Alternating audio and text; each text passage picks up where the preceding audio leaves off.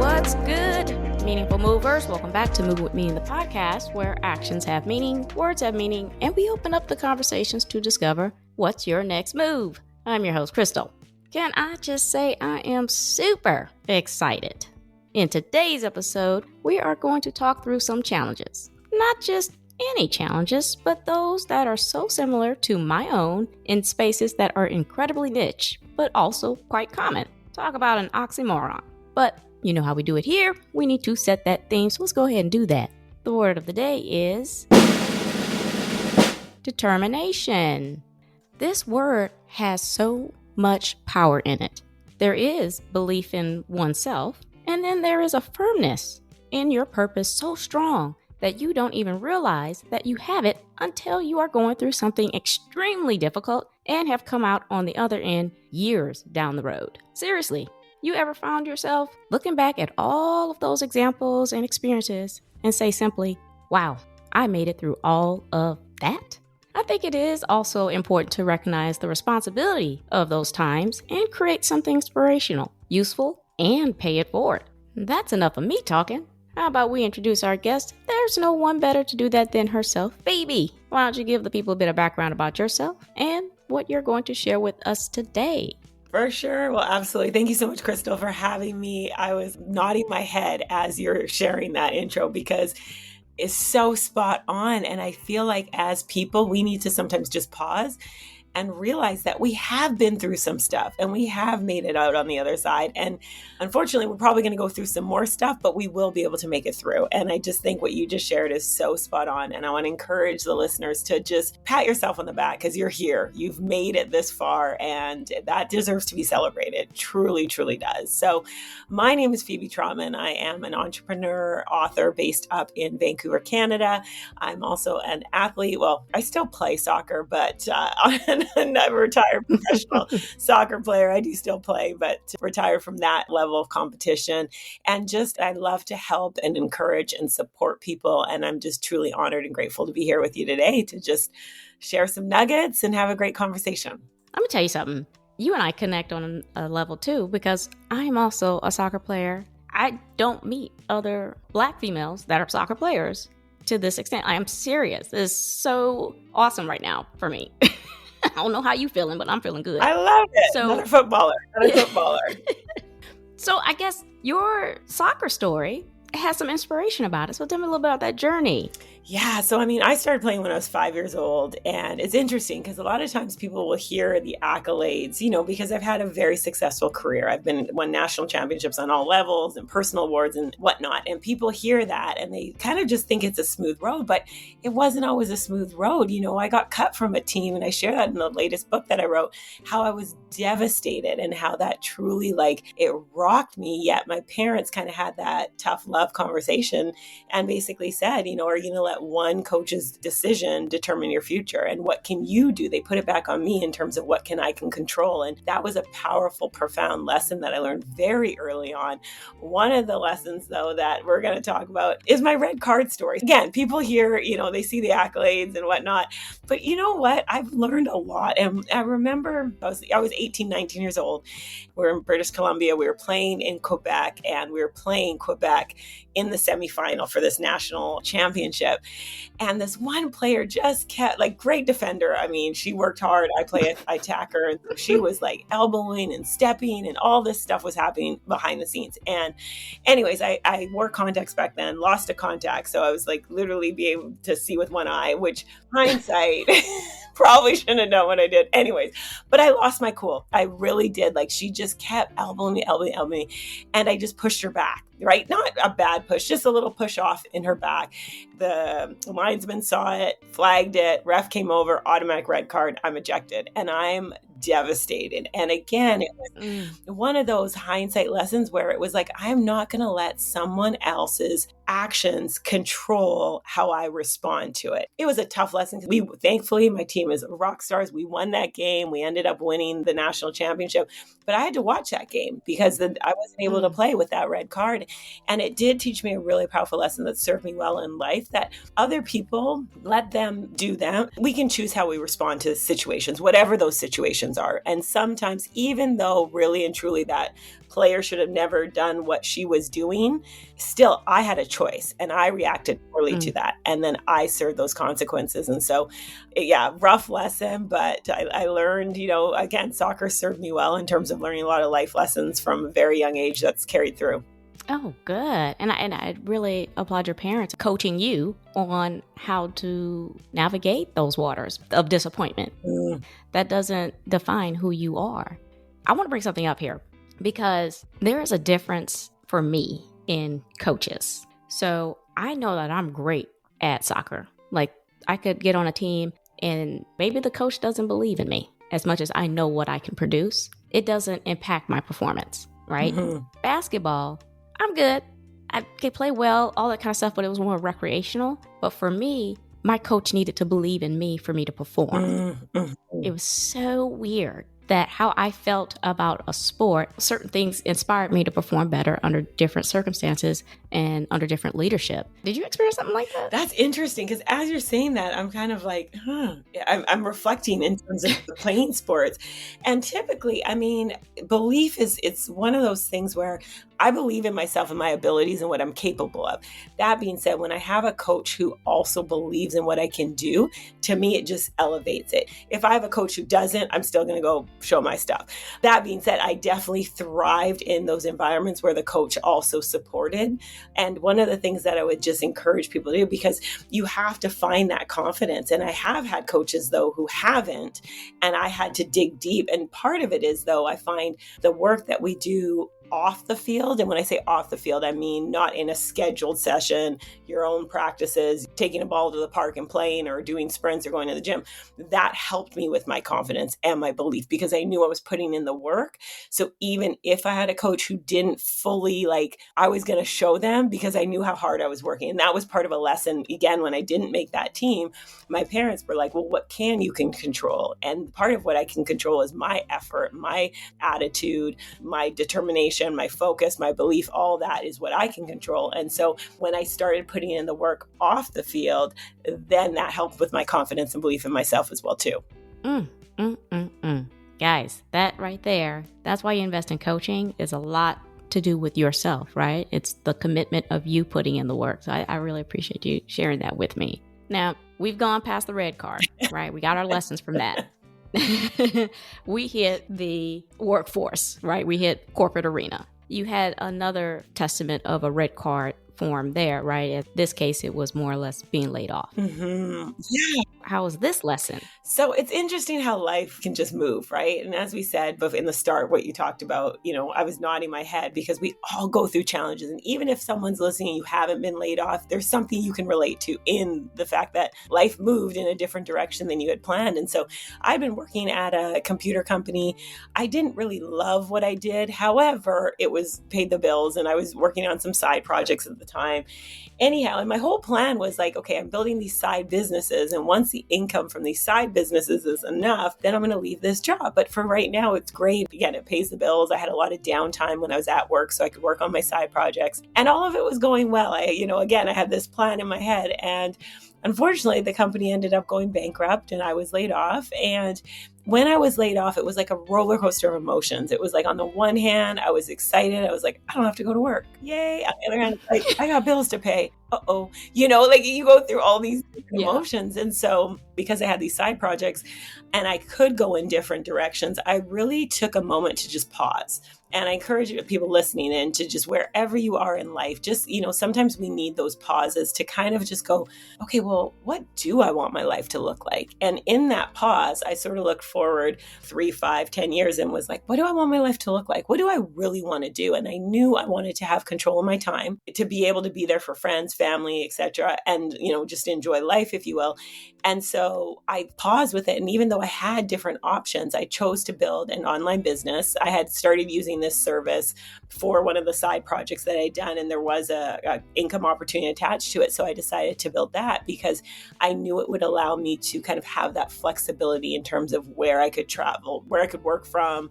I could set my own schedule. And so I was able to do that. And I do encourage people, even regardless of where you're at right now, kind of pause and look forward and be like, what do I want my life to look like? And since doing that, that's over 20 years ago now, I've elevated it. I work on something called my dream day.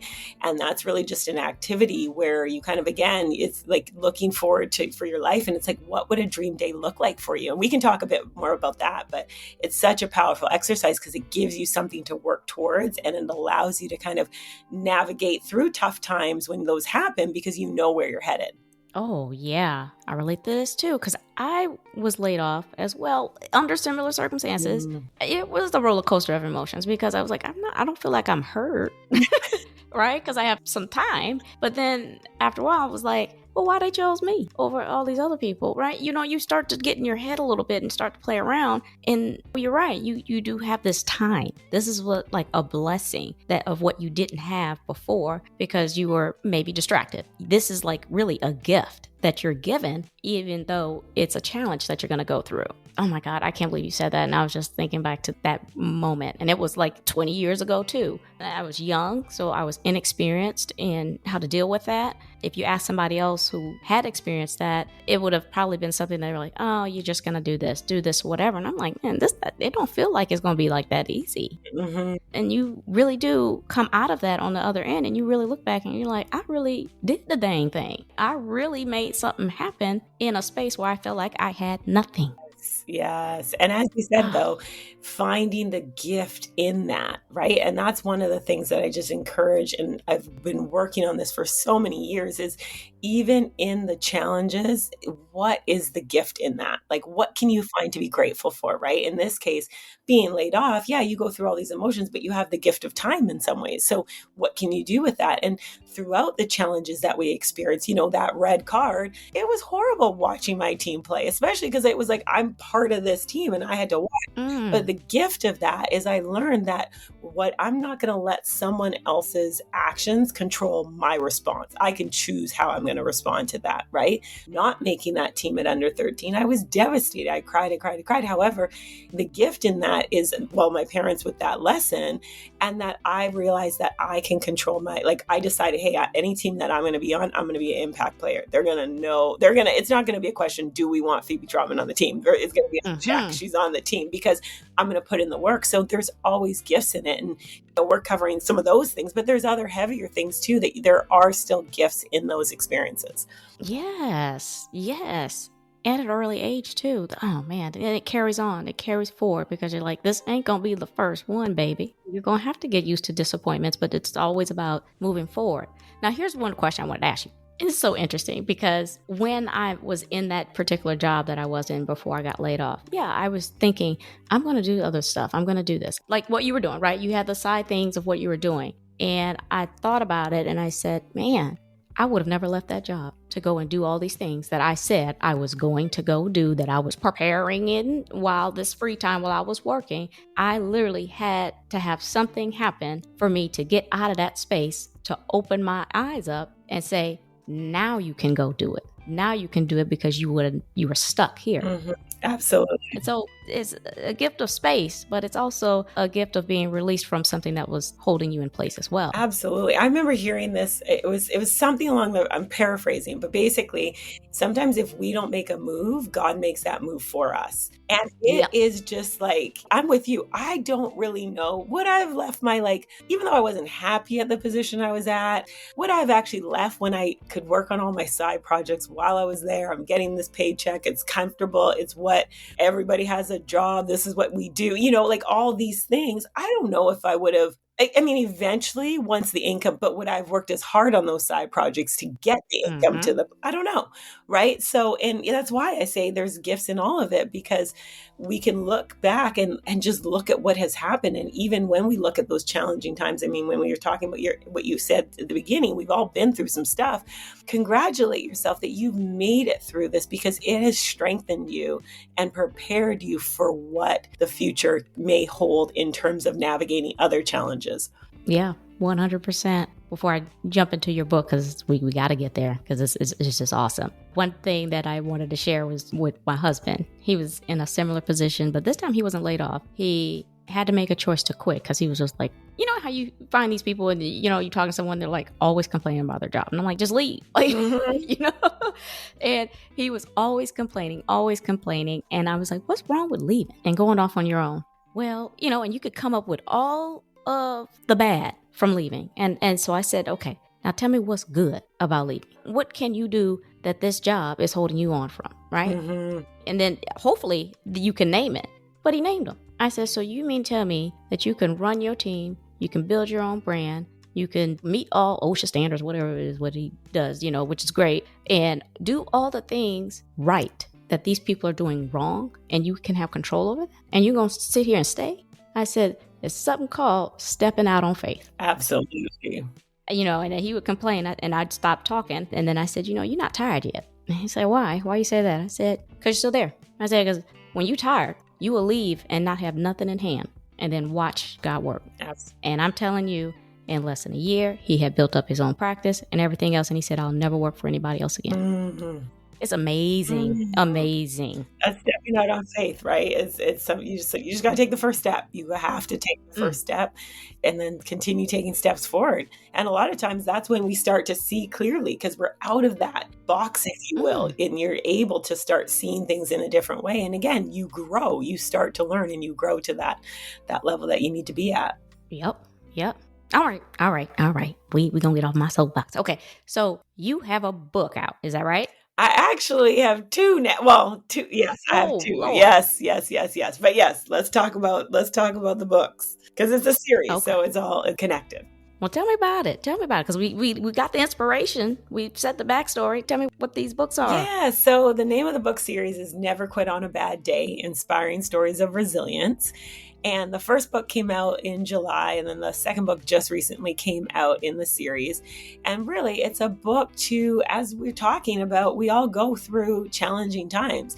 And one of the reasons, the inspiration behind the book, really, I was telling some friends of mine that I wanted to create something to help and encourage and inspire people. And they're the ones actually who suggested to write a book. And I kind of paused, I hesitated a little bit. I was like, a book? I don't know. Like, it really wasn't kind of a life goal, if you will. And this is why it's so important who you surround yourself with, because these two dear friends, they reminded me that a book wasn't about me. It really was about the people it could help. And when they said it in that way, that's what opened me up to stepping forward. And I knew if I was going to write a book, had to do two things. It had to help and inspire people. And I also had to feel, second thing, I had to feel passionate about what I was writing about. And the month before, I had incredible honor. I was inducted into the Coquitlam Sports Hall of Fame, and we had this kind of interview and induction event. And the interviewer asked me, what has sport given me? And I shared a lot of the life lessons, the incredible highs. And I also shared, though, that the only reason I was able to have these highs was because of the lows, the tough stuff, and pushing through and keep going, keep showing up, keep doing the work. And so when I was simmering on this book idea, I remembered that. And then that's when I was like, that's what I want to write a book about. I want to write a book that shares short stories of people who have been through some stuff, but more importantly, what did they do to push through it? So sharing some of the tips, strategies, if you will, concepts to help that help them move through it, that can help the reader move through it as well too. That's nice. I think short stories are just awesome because it's so many different perspectives. It just peeks into everyone's world and it hones in and focuses on that moment. You can see the rising action, the climax, and then, you see the moral. And I love that. And the fact that it's like a series. Oh, I get more of these little things, these little gems coming on. Okay. Krystal, as you said with your husband, like sometimes you just got to step out in faith, because I have a lot of goals. As I said, I have my dream day all written out, and a book wasn't necessarily on those life goals. However, when I started with the idea, I just started getting so excited about it. And here's again how God moves, because I always say I have this open the door, close the door thing with God. So I'm like, okay, I like this saying, never quit on a bad day. I heard it many, many years ago. It stuck with me. It's kind of a life philosophy, if you will. And so I was like, okay, God, open the door. That URL will be available. Then I know you're saying step through it, keep going. And if it's not available, then either it's maybe the book isn't the right way or a different name. And so I came home, I, looked it up, it was available. So I purchased it. And then it was like, oh, okay. And then I started getting excited. And then I still had that chatter. What do I know about writing a book? I've never written a book, all that stuff, which I've learned how to quiet that and really get comfortable being uncomfortable. And then as I started simmering on the series, I was like, the book, because originally it was just going to be one book. Then I was like, this is bigger than one book, because there's so many people that have just inspired me along my journey in terms of as an entrepreneur and an investor, and then as an athlete. And so the first book features stories from thriving entrepreneurs. And the second book, which just came out, it features stories from accomplished athletes. And I want the listeners to understand, it's not about, are you an entrepreneur? So get this book. Are you an athlete? Get this book. Because there's parallels. It's really just a story. And it's so interesting because all the contributors, I kept it very open. And some of the stories have to do with the athletes, has to do with the sport. Some of them don't, because it's everyone's own definition of what was a bad day. Like, what did a bad day or season or moment look like for that person, and how did they work through it? Ooh. And you're right. It's going to relate to many people, many people. That's so awesome that you gathered that many perspectives. And for anybody to touch that, it's awesome because it's so relatable. You could pick up that book and let's say I read all of them. I may hit every one of these bad days. Mm-hmm. And I'm going to go right back to that book and say, what did they do on this day? Because I need some help to get through this. That's so cool.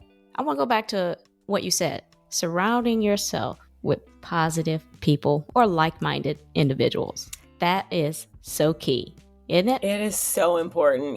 I've realized over the years. So I like to say people can be engines or anchors, and depending on what it is you're doing. So be careful who you share your dreams with, your goals with, because if it's an engine, they're going to help move you towards it. They will, give you positive reinforcement, encouragement. Yes, Krystal, great idea, Krystal. Move forward. Have you thought about this, Krystal? Hey, how about this person can help you? They're going to propel it forward. Then unfortunately, there's some people, and it could be a great friend, could be a, family member that might be more of an anchor. And it's going to be like, well, Krystal, do you really, and they kind of pull you down. They're not helping you move forward. And so I'm just so grateful. And I like for all the engines that I have in my life, because I think back to that conversation with those two friends who are absolutely engines. It could have gone a completely different way. And, one of them might have suggest write a book. And the other one might be like, well, do you know how to write a book? Have you ever written a book? What do you know about writing? All these questions that are legitimate questions. But in that moment, when it's just a seed of an idea, that's not really the time you want someone, crushing that idea, if you will, right? So it's just important. And I think as people, when we're blessed to have these engines in our life, we need to love on them. We need to reach out and tell them how much we value them and how grateful we are for them. And if you're listening, you don't have engines right now in your life, that's okay too. Then I just encourage people to, in this next season, be intentional about finding engines. But number one, be intentional about being an engine to someone else first. Because when you are an engine for someone else and other people, you're naturally going to start attracting those engines into you as well. Ooh, that was good. I didn't expect that one. It's true. Yeah. I'm totally into this and I'm just nodding and I am thinking of something right now where I was like, I felt I was an engine for somebody else and that wasn't reciprocated back to me. Mm-hmm. It wasn't necessarily that they were an anchor. I wasn't getting from them what I needed, right? And it didn't mean that they weren't giving me valuable input. I don't know. I guess at that time, it probably didn't fuel me at that moment. Mm-hmm. And it doesn't mean that they're not engines, right? It's just either they're giving you really profound advice and promoting yourself very well. You may not just be at that stage to receive that information. So you mistake it for something else, right? That's a great point. Yeah, that's a very good point. And not all the time too. So depending, you might be, as you just shared, you might be an engine for someone else. They might not be your engine. And that's okay. It's just important to have, again, it depends what you're sharing with someone, right? And I say this, in the first book, one of the activities I have people do is who are your go-to people on a personal level? And who are your go-to people on a professional level? Because they might not be the same person. Like there might not be the same people, because if you might have an amazing friend who for relationships and for just, someone you love and you have a great time together, yet maybe they're not an entrepreneur. So when you share an entrepreneurial challenge that you're going through, they may be like, you know what, Phoebe, just go get a job. Like, why are you stressing on this? And it's not bad advice. It's just that's within their frame of reference. So again, you want to choose who you go share certain information with. In the first book, I share a story, and had I gone to some of my amazing, incredible personal friends, they would have for sure said, you know what, that's not right. That's not fair. How they treated you, which is okay. That's actually correct. However, I went to someone who's professional, and she said, that's not fair. That's not right. You're Phebe Trotman. You're going to go back out and crush this goal. So again, because she's gone through professional challenges, she realizes that sometimes things aren't going to be as fair as you would like. But at the end of the day, what do you want out of it? So you might have to go back to work. And that's exactly what she said. And I'm so grateful she did, because that's exactly what I did. So I encourage people, like, again, know who are your like professional engines, if you will, your personal engines, people, because depending what you're sharing with them, it can move you forward or it might keep you in place, right? You just said with your husband, you were an engine for him. You gave him those questions like, well, hold on, what's keeping you here? What about if you go over here? Asking that versus someone else might have just been like, okay, well, just ride it out. Right? Just stay then.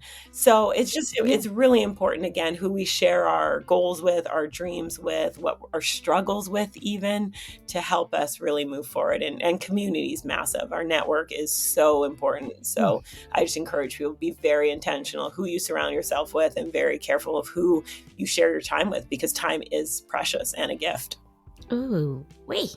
This was a great episode. I'm so sorry. This is good. This is good. I got so much more out of this. Not that I was anticipating getting less. I knew we were kindred spirits. Yes. That's what I'm trying to tell you, Phoebe. Yeah. So you offered such an enormous amount of information to us today and inspiration. Do you have any golden nuggets that you want to add some catch up just to recap? I'd like to, yes, one of the golden nuggets is about gratitude. I want to encourage people. Something I did many years ago when I was going through, like, my business was not growing. I was frustrated. I was just like, oh my gosh. Yeah, it's in some ways, it would be easier to just go get a job, like all these thoughts. I always was a grateful person to an extent, if you will. However, I got really intentional, and I want to encourage people to do this. It's a simple little challenge, but it is powerful, is to set like an event in your phone. So mine is 9:10 p.m. Pacific every single day. It pops up in my phone. It's an event, and it says, I'm so happy and grateful that. That's all it says. And so every single day at 9:10 p.m. Pacific, and this is when things were very challenging, this reminder would pop up, and it just forced me to pause. And I'd be like, okay, what am I grateful for? And I would just go through something. Sometimes it'd be literally like 10 seconds. Sometimes it might be 15 minutes, right? Depending where I'm at and whatnot. And now I wake up and I have gratitude practice throughout the day. I've been able to reframe situations. However, in the beginning, I wasn't that person, and having that calendar, that event with myself forced me to do it. So I want to encourage people to do it. Set it at whatever time of day is best for you. However, take it seriously, because, some people minimize gratitude, but it will transform you, especially because it allows you to just shift your perspective. And sometimes that's all we need to get an idea, to have that clarity to move forward from where we are. I like that. Making gratitude familiar territory. That's the episode today. We've all been down on our luck in one way or another, to varying extremes even. I hope Phoebe's Dream Day and Workbook of Strategies has found its way to you. Be mindful not to get too prideful, and learn some valuable lessons from those experiences, because what's for sure is it's easy to be reminded of what bad looks and feels like. That's why I appreciate Phoebe sharing her vulnerability and how she has evolved that into purposeful and intentional living strategies to never quit on a bad day. Yes, she has transformed her mantra into a book series of the same title. Look it up and give those books a read. Even if you have made it to the light at the end of the tunnel, who's to say if another one doesn't lay ahead? I want to hear your stories of never quitting and how you keep living your dream day. I love it all, and so will someone else. Before I let you go, Phoebe, why don't you go ahead and remind the people who you are where they can find your resources or reach out to you. Absolutely. Thank you so much, Krystal. So again, my name is Phebe Trotman and my website is neverquitonabadday.com. And I'm available as well on Facebook and Instagram, and it's Never Quit on a Bad Day. Awesome. I'm connecting with her. I don't know about y'all, but it's out there. I'll make sure to include all of Phoebe's resources and connections in the episode description, as well as on my website's resources page, movingwithmeaning.com. Make sure you guys subscribe to the show, Moving With Meaning the podcast, and tap that alert bell so you know when these episodes drop. I'm on Apple Podcasts, Amazon Music, Spotify, and YouTube Music. Please share, like, repost, and follow. Tag someone. We are creating a community. Quick housekeeping before you go. Follow me on Instagram at movingwithmeaning82. Also connect with me on LinkedIn. I do dabble in TikTok at Krystal B. Clark. My YouTube channel is up. Kindly run over there and have a look or two. Links are in the episode. Alrighty. I'm Krystal on Moving With Meaning the podcast, reminding you to take it one step at a time. All moves have meaning. Check y'all later.